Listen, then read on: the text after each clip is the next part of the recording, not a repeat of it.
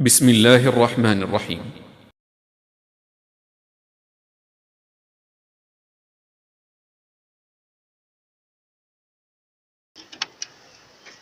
الحمد لله رب العالمين، والصلاة والسلام على رسول الله وعلى آله وصحبه ومن سن بسنته واتبع هداه إلى يوم الدين. معاشر الإخوة، أوصيكم ونفسي بتقوى الله عز وجل في السر والعلن. يقول الله تبارك وتعالى: يا أيها الذين آمنوا اتقوا الله حق تقاته ولا تموتن إلا وأنتم مسلمون. وقال سبحانه: يا أيها الذين آمنوا اتقوا الله وقولوا قولا سديدا يصلح لكم أعمالكم ويغفر لكم ذنوبكم ومن يطع الله ورسوله فقد فاز فوزا عظيما. نتحدث معكم اليوم بحديث رسول الله صلى الله عليه وسلم، حيث ذكر أناس أسماؤهم كتب من أصحاب الجنة بأعمال 5، وثانيها من شهد جنازة آخر. الأسبوع الماضي تكلمنا عن الجنازة وبما ينبغي للمسلم أن يفعله عند انقضاء العجل، عند المحتضر. فوعدنا اليوم إن شاء الله نتحدث معكم غسل الميت بإذنه تعالى. فذكرنا الأسبوع الماضي عن بعض الشروط لمن يغسل الموت: أن يكون تقيا عالما وكاتما. قبل أن ندخل في موضوع غسل الميت, thank Allah subhanahu wa ta'ala, we praise His name. We ask for peace and blessings for the Prophet Muhammad sallallahu alaihi wasallam. Prophet sallallahu alaihi wasallam reminds us of a hadith of those whose name are written in paradise, or whose name will be added to those companions of paradise, by performing certain actions, about 5 of them in that particular hadith. 1 is visiting the sick, and 2 is being a witness over somebody who passes away. So we started reminding ourselves of the issue about visiting the sick and also about the dead. And last week we reminded ourselves of what must be done at the point when we visit, or when we visit a person who is about to leave this world, by seeing some signs of death on the person. What must be done? We took a promise that inshallah today we're going to remind ourselves about how to bath the dead, because it is incumbent upon every Muslim to know how to bath the dead. It is not a responsibility on some special group of people that we normally have in our societies. When people pass away, we are looking for them. It is very, very a wrongful notion that people take up that responsibility and they are paid for that. It is a responsibility of all Muslims to understand how the dead is buried and the dead is bathed, especially from a relation. We gave some characteristics of those who can, and we say it's a responsibility of all of us. So 1, the person must be much more or less closer to Allah, must be honest and trustworthy within the body of God-fearing. Because when a person passes away, those who go closer to the dead person must be people of high standard quality in the sight of their worship to Almighty Allah subhanahu wa ta'ala. Because the dead person mostly needs at that particular time mercy of Allah, and the supplication of those who are so much closer to Allah Those who fear Allah subhanahu wa ta'ala are supplications that are answered by Allah subhanahu wa ta'ala. But the Prophet sallallahu alaihi wasallam gave a hadith. ثم ذكر رجل يطيل سفر أسعش أكبر مطعمه حرام مشربه حرام وغذي بالحرام فعنا يستجاب له. Prophet gave a narration of a man who moved on a desert, very, very tired. You see on him and he's all dusty and very, very tired. Who needs help? Stood beside the Kaaba and with open arms, pray to Allah and cry to Allah. Meanwhile, his food is unlawful, his drink is unlawful, his dresses are unlawful. Prophet asks, how can that be answered by Allah? So from that hadith, we know that those whose supplications are much more answered are those who live an honest and God-fearing life. And so then, in another narration, Prophet Alhassan says that if anybody passes away and you have 40 people who pray Salah to JANNAH, the prayer of the dead to that particular dead person, and these 40 people, none ascribe partners to Allah, unless their prayers becomes an intercession for that person to enter into paradise. If none of these 40 people ascribe partners to Allah. So anybody who hears this hadith, you will not die before you look for 40 people who don't ascribe partners to Allah. You look for them when you are alive. How do you look for them? You associate yourself with those who fear Allah, those who will not add partners with Allah. Because the way you live, the same way you die. When you die, those whom you are closer with, they are those who will come closer to you. When a musician passes away, the first and foremost people who will come there are musicians. And when they come, what will they be doing? They will be singing. When a lotus taker passes away, those who get closer first are those who are what? Those who are in the same organization together, or those who like taking lotto, because they know themselves. And a drunkard passes away, those who sell alcohol and those who take alcohol, they are those who will come there. There's no two ways about that. And so then, when a believer passes away, those who come closer to him are what? Are believers. When a person is ill-mannered person and he hears a believer has passed away, he doesn't care. Why? Because even in life, he doesn't like you. Why? Because when you are a scholar, all the time you'll be saying, alcohol is haram, gambling is haram. No, that is his work. How can he love you? He won't love you. So then, those who come closer to you are your friends. Friendship in the love of Allah. And so then, their supplication, inshallah, will save you. Because when one passes away, most importantly, is supplication we need. The person should be somebody who can keep secret, and he should be somebody who also has the knowledge of bathing the dead. Very, very important. So that is why before somebody passes away, he can make a will and say, when I pass away, call this particular person to bath me, because I have assessed him in life and I believe that he has those qualities to bath me. And if a person makes that will, it becomes compulsory that you go and pick that particular person unless he's unavailable. If he's available, he must be contacted for him to come and take up that responsibility. The first thing is that when you are going to bath the dead, we don't know of any special supplication that you say. What you say is Bismillah ar-Rahman ar-Rahim. And we don't know of any Quranic recitation. Indeed, Allah subhanahu wa ta'ala says, قُتِلَ الْإِنسَانُ مَا أَكْفَرَهُ مِنْ أَيِّ شَيْءٍ خَلَقَهُ مِنْ نُطْفَةٍ خَلَقَهُ فَقَدَّرَهُ ثُمَّ السَّبِيلَ يَسَّرَهُ ثُمَّ أَمَاتَهُ فَأَكْبَرَهُ ثُمَّ إِذَا شَاءَ أَنْشَرَهُ. Man is despiteful about what? About what he disbelieves in Allah.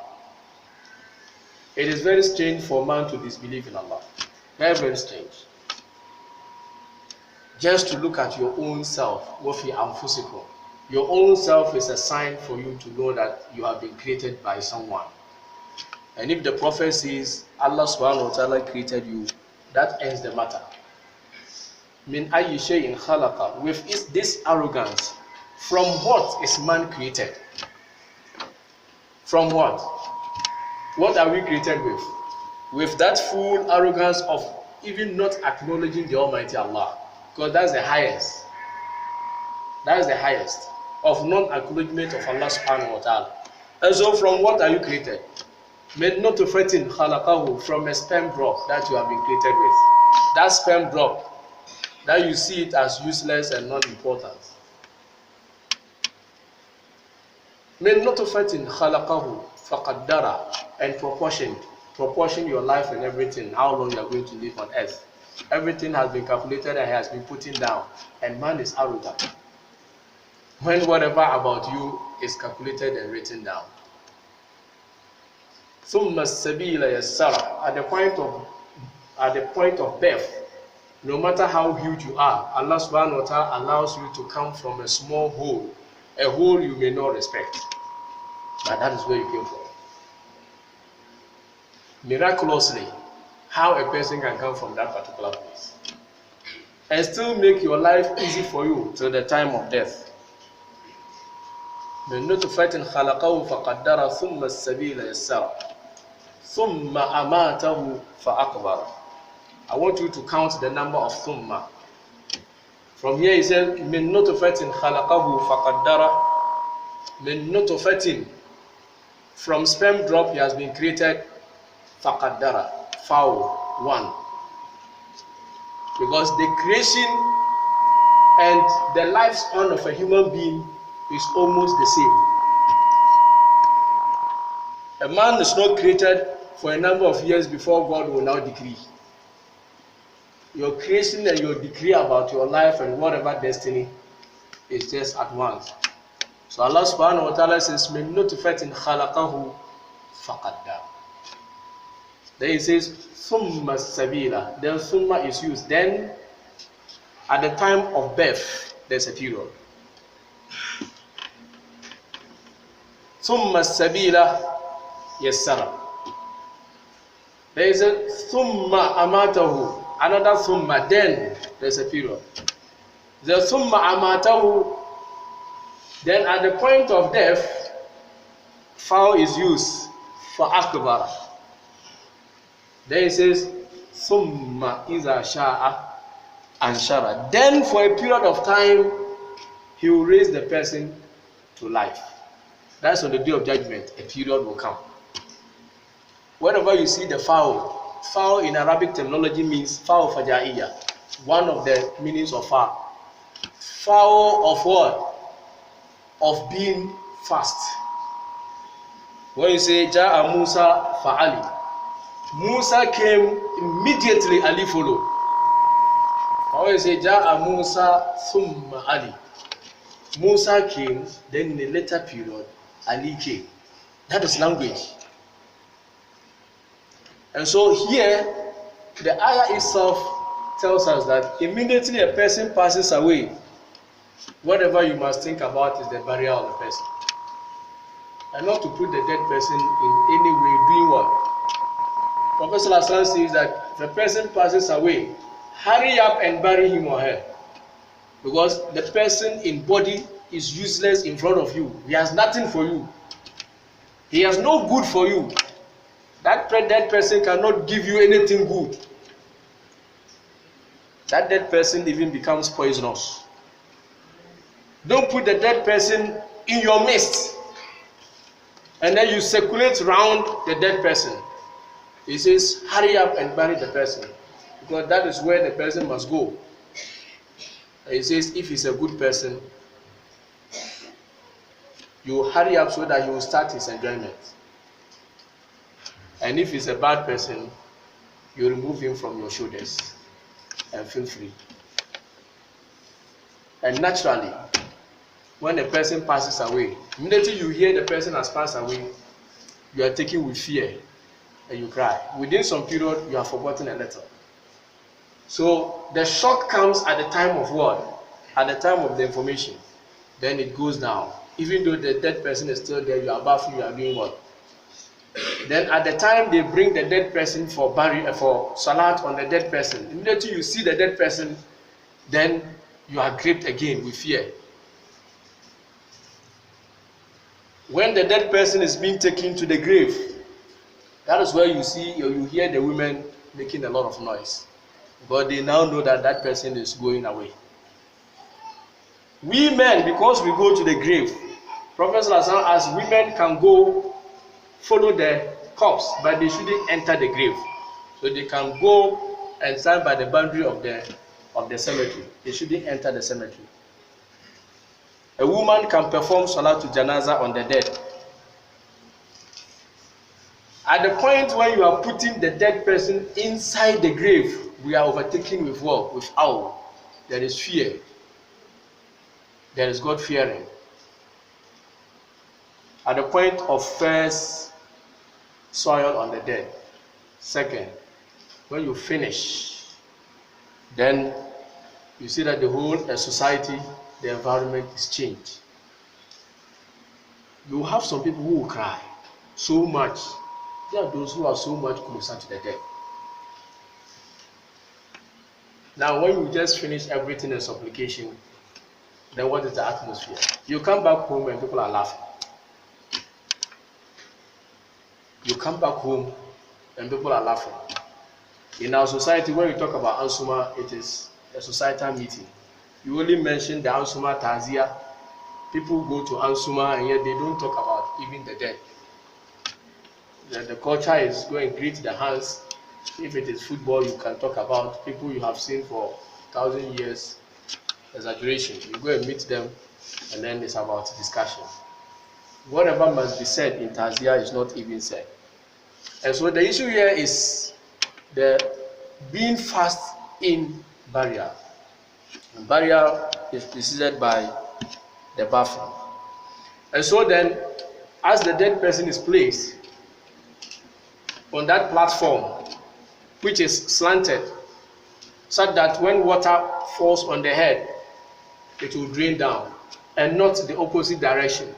Now, where the dead person is placed, whether to face Qibla or not, that is not an issue, depending upon where the dead person is being bathed. What must be done is that either the one who is bathing the dead, supported by another person, or supported by two people. So there's always the leader who is bathing. And then you need people to support you. One person is difficult to bath the dead person. So the first thing one must do is that one must put gloves. You must bring a curtain or a covering between your palm and the dead person. And when the dead person, somebody passes away, the person's nakedness becomes so high. Why? Because he or she cannot even protect himself or herself. So it must be covered all the time. But at the point of bathing, it's compulsory that from the navel to the knee must be covered. From the navel to the knee, either by a towel or by a cloth, it must be covered right from the beginning to the end. That place must not open. So if the person has a dress on you cut and then you remove, but that place must be covered. And then the upper part of the dead person is raised a little. Then you compress the stomach. You compress the stomach. Prophet Alhassan says when somebody passes away, you hold the body with sophistication. Hold the body with fear. Don't mishandle the dead person. It's unfortunate other people's culture, they even break the bones of the dead person. In Islam, never. That is why you don't have to hurry, you don't have to delay so that things will even go bad before you begin to assess and organize the dead person for burial. And so you compress the stomach a little. What are you doing? If there's anything inside the stomach, in feces or whatever, it will come out. And so that is what we call the tenji. So you are doing that, but there should be gloves on your hands as you do it. It is prescribed that after that one, you can even change the gloves and wear a different one. And so you do that. When you raise the top a little, you compress the stomach, and then you pour water.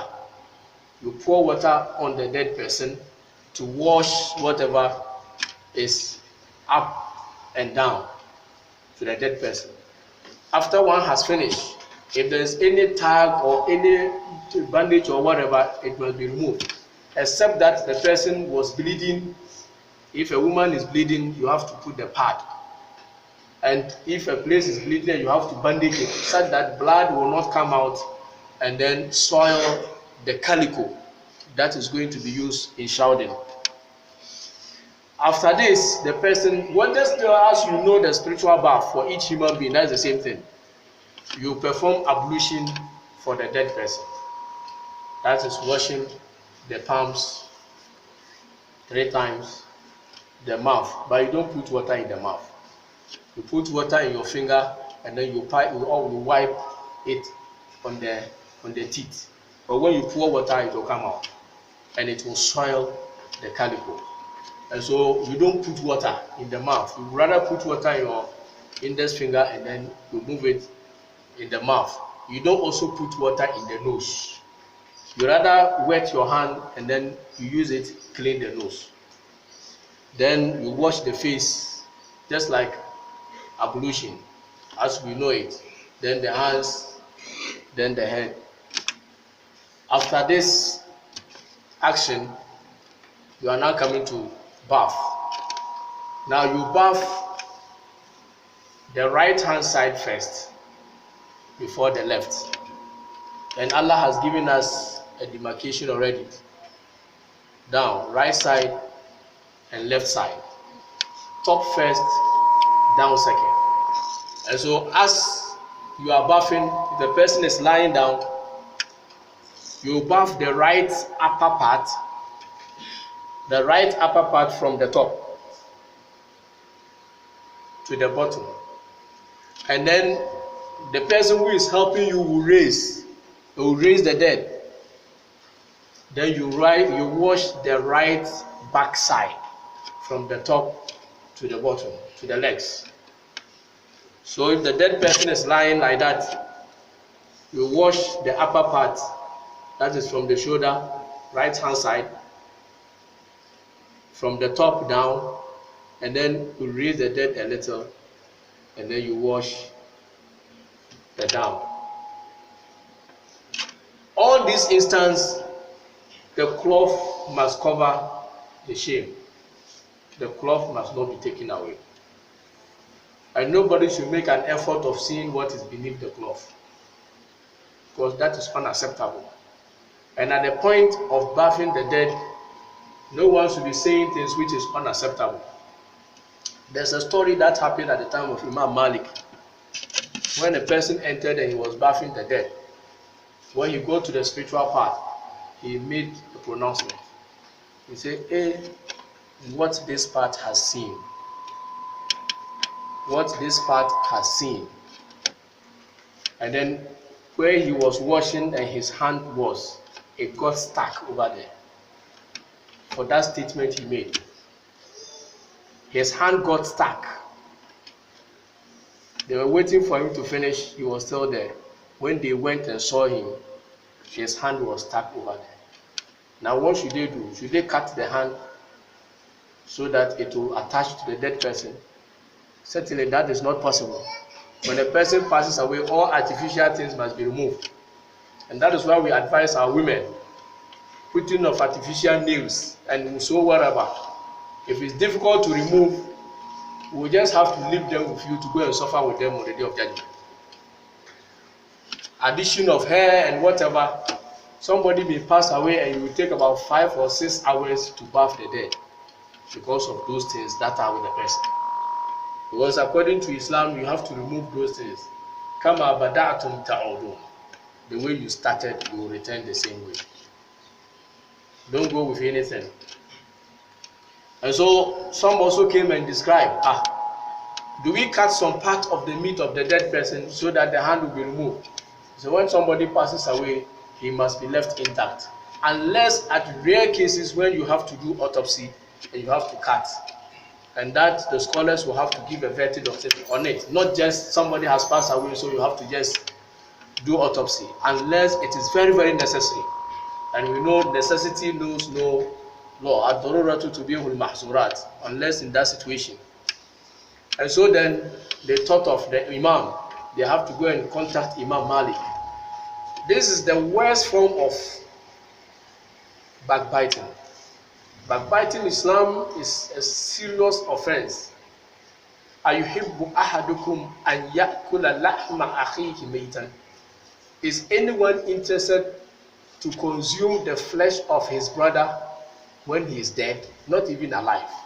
When the person is even dead, is any one of us interested or has the desire to eat the flesh of that person?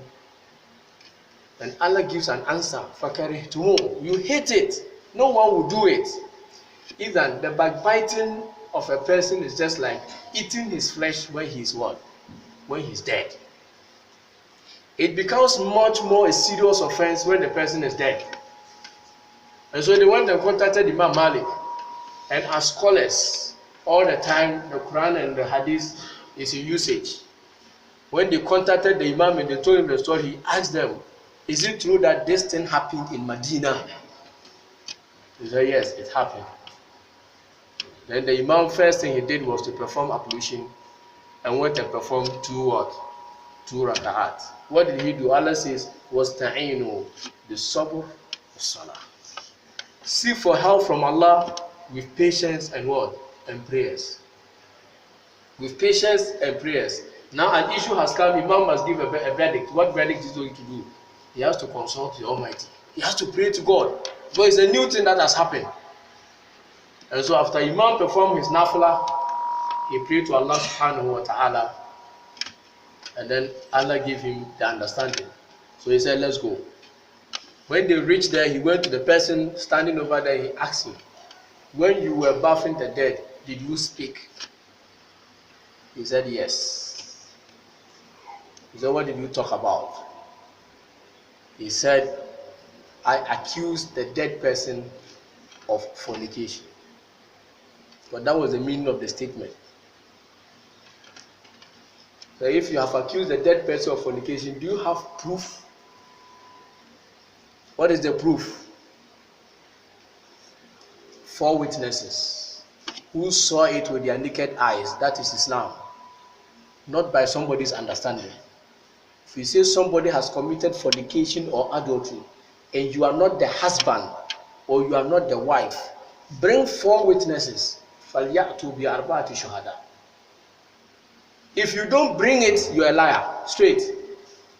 Whether you saw it yourself or not, that is not it. Oh, I saw it. Fine. Bring 4 witnesses plus you. Because it is about reputation. And immediately you soil somebody's reputation on the silver platter. You have killed the person alive. People will not respect him or her anymore. And when the person loses respect, whatever surrounds the person is a problem. And it's a worse offense if a disgrace should come out of what? Fornication or adultery. Say, he asked, do you have 4 witnesses? He said, I don't have 4 witnesses. If that is the case, what is the judgment of Almighty Allah subhanahu wa ta'ala?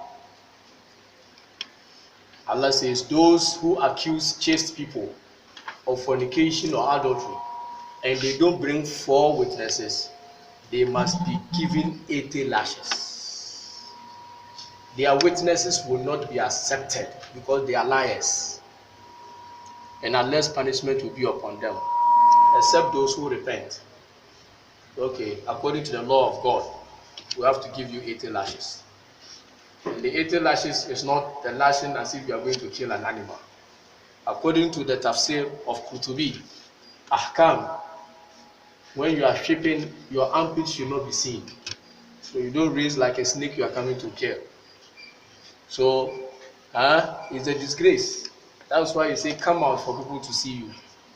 The punishment is such that it should not be secret. So everybody will see. And what people hate is when everybody will see. That's why we hide and do the wrong thing. When people will see, then it is good. If you are doing something you want people to see, then it is good. Even when they have not seen you, you will say Assalamu alaikum so that they can see you. And when they started the lashes, when they reached 80, the hand was removed. So you wash the right, the same thing you wash the left. And then the top, and then the down. And then you pour the water on the dead person. and wash so that there will not be any place water will not touch. Water will touch all the part of what? Of the dead person. بارك الله لي ولكم في القرآن العظيم ونفعني الله وإياكم بما فيه من الآيات والذكر الحكيم. أقول ما سمعتم وأستغفر الله لي ولكم ولسائر المسلمين من كل ذنب فاستغفروه وأتوب إليه إنه هو التواب الرحيم.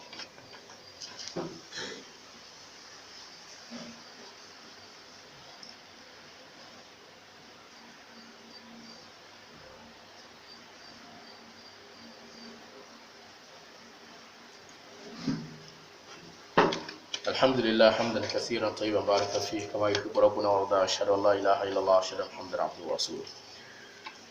May Allah accept our prayers and forgive us our sins. Forgive the sins of our departed souls. On the day of judgment, all of us will be in Jannah. So you can bath the dead person in an odd number, either 1, 3, 5, 7, depending upon the situation. And if you so demand, you can bath the dead person with soap and water.